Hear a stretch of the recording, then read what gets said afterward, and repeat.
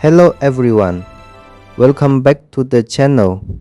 Want to remove your recent browsing history from Google Chrome?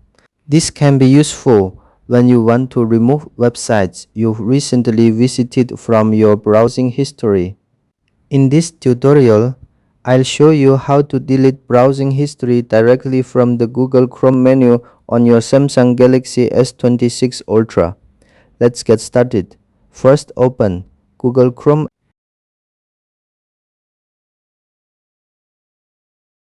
Next, tap the three-dot menu in the top right corner.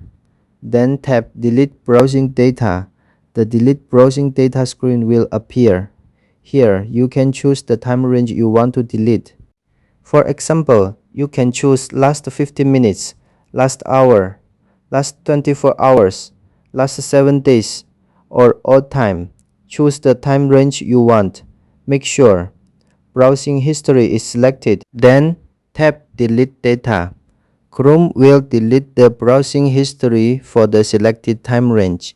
And that's how to delete browsing history in Google Chrome on Samsung Galaxy S26 Ultra.